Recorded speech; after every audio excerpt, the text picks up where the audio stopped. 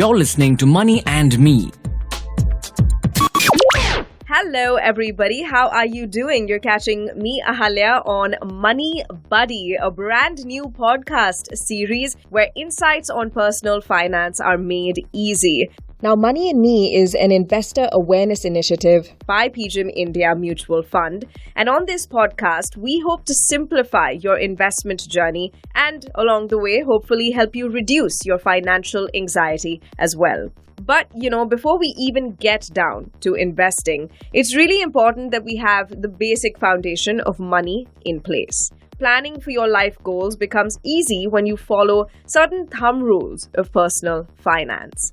So to help us understand these thumb rules, we have with us none other than Ajit Menon, CEO, PGIM India Mutual Fund, to talk to us about the thumb rules of investing to reduce your financial anxiety. Listen in.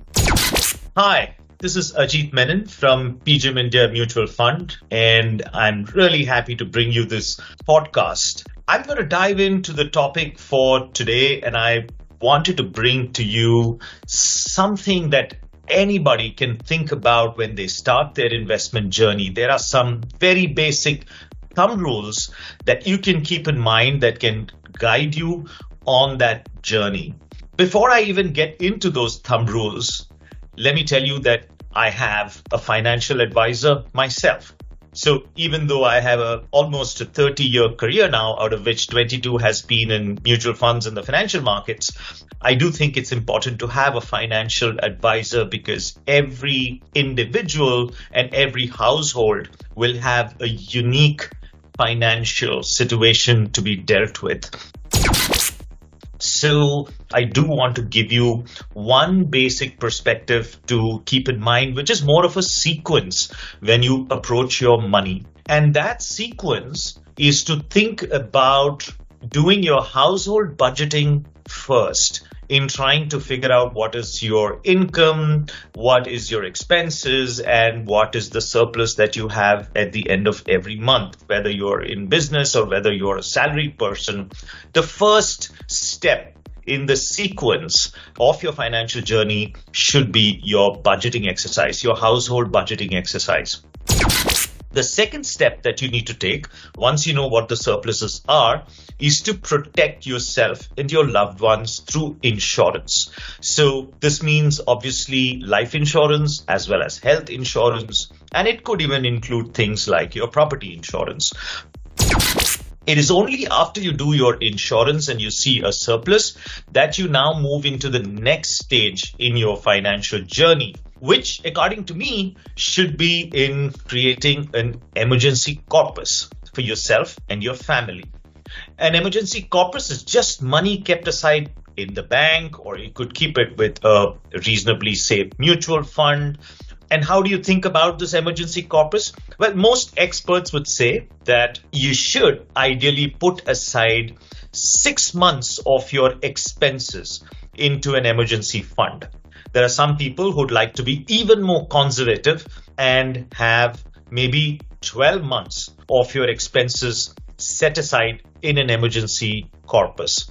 This emergency corpus will obviously help you if in case of an emergency, you have something, at your workplace which becomes a challenge, or you have a health situation at home which you need to deal with some expenses. This emergency fund absolutely helps for that. It is a very, very critical step in your financial journey. The first being household budgeting, the second being insurance, the third being setting up your emergency fund. And only after these three would you then step into investments. Now let's look at some thumb rules of investing as I was talking about, and let me take you through some very simple ways in which you can think about your money and how to sort of manage it. So the first rule is 50-30-20. Easy to remember? 50-30-20. And what does 50-30-20 mean? Well, 50-30-20 is the sort of allocation that you should have of your monthly take-home salary. So, after your taxes, whatever hits your account on the first of the month or the end of the month, as you see it, 50-30-20 is a rule that you'll apply to your salary in a way that your necessities and your expenses, your spends, you should try to limit it to 50% of your take-home salary. And of course, you will have EMIs. You may have bought a house, may have bought a car, or some other asset. Ideally, you should limit your EMIs to 30% of your monthly salary. And the balance 20% is what you should ideally set as a limit for saving. So if you're in your late 20s and 30s and you've started a job, doesn't matter. I think you can save around 20% of your income. Remember the limit of 30% for your EMIs. And that's a good sort of thumb rule to keep. If you can keep yourself within those limits, that'll probably help you quite a bit.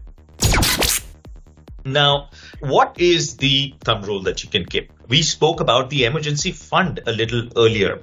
So the thumb rule for emergency funds is that, in the early part of your career, because you might be thinking of different things to do, start a business, or sometimes the job itself might be quite challenging and you might want to look at different jobs that you might do. And that might cause some disruption at the start. But an emergency fund just does not help you with disruptions that you might have with your job. It can help you with disruptions that happen in the family. Maybe it's a health emergency and things like that. So the thumb rule for emergency funds is to at least have 6 months of your expenses put aside in the bank and keep it safe for you to redeem or take back whenever you wish to. So if you have a 50,000 rupee expense at home every month, put aside 3 lakh rupees in a bank deposit or a safe fund that you can think about, which is open-ended and you can withdraw it anytime you want to in that emergency. No point in locking up that money. So 6 months. Of course, if you do believe that you have more challenges that you're likely to have because you have older parents, you have siblings you're supporting and things like that, it's always a good idea to be a little bit more conservative perhaps and have a slightly larger emergency fund. You can slowly start putting money aside for your emergency fund. As I mentioned, you get into investments only after you think you've got your emergency fund sorted out. So that's the rule for emergency fund. On the insurance side, there is a thumb rule that you would probably hear from people who are in the insurance business, and that is about how much insurance should you really have.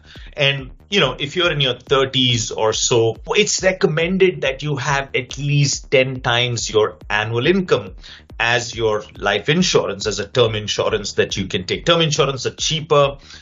You don't get those premiums back, but hey, the coverage would be much higher for a lower cost. So you could potentially do term insurances, life insurances. And the thumb rule there is really to have at least 10 times your annual income as the insurance that you would take. Let's look at a thumb rule now for retirement, right? A lot of people want to just hang up their boots. Many young ones want to do it early. And there are many people in their late careers who are thinking, okay, it's high time that I hang up my boots. And what's the corpus that I will require to lead a reasonably good life for the next maybe, 20 or 30 years or more? One way of thinking about how much of a retirement corpus you should have is most again, financial planning experts would tell you that, you could have anywhere between a 20 to 35 times of your annual expense at the age of 60. That's the whole point. Which annual expense? Assuming that you're going to be retiring by the time you're 60, and if you think that you're going to retire by the time you're 50 or 55, you've got to imagine what's likely to be your annual expense at that time. Multiply that by 20 or 30 if you want to be a little bit more conservative. That's the kind of corpus that you can plan for your retirement. So that's one way. And then how do you collect that corpus? How do you get that corpus? I think the best is, for that, like I do, is to, speak to a good financial advisor, a trusted financial advisor who can then start planning a portfolio for you to try and build that corpus. I just want to talk about a last rule when you're thinking about investments, and that's about when you're investing your money, how much should you put into equity shares, which have a little bit more risk. It's got exposure to the markets and the economy as a whole, both local and global at times. So what should be the sort of thumb rule when you're thinking about buying shares or investing into equity mutual funds? One of the simple thumb rules that is spoken of, and you can use this to great effect, is to use the 100 minus age as a percentage of how much you're going to be putting into equity mutual funds. So if you're a 30-year-old, 100 minus 30, 70% of your surpluses you could put into an equity mutual fund, a good equity mutual fund perhaps. And the reason is because you're younger, you have a lot more time on your side. So using that same thumb rule, if you're a 60-year-old person and you're looking at how much money should I be putting into an equity fund in general, 100 minus 60, you should only be putting 40% of your surplus into equity. Of course, these are thumb rules. These are not accurate. They're sort of reliable in terms of you taking action. The best way to do it is obviously to speak to a financial advisor who can help you exactly decide how much you should have or not have. But just as a start for your journey, when you're thinking about what to do and how to do, I think this is a good way that you could plan using these thumb rules. I hope you enjoyed those thumb rules, and I'm really looking forward to speaking with all of you again very soon on the next topic. Thank you and have a good day. Well, those insights were invaluable. Thank you, Ajit, for explaining these concepts to us.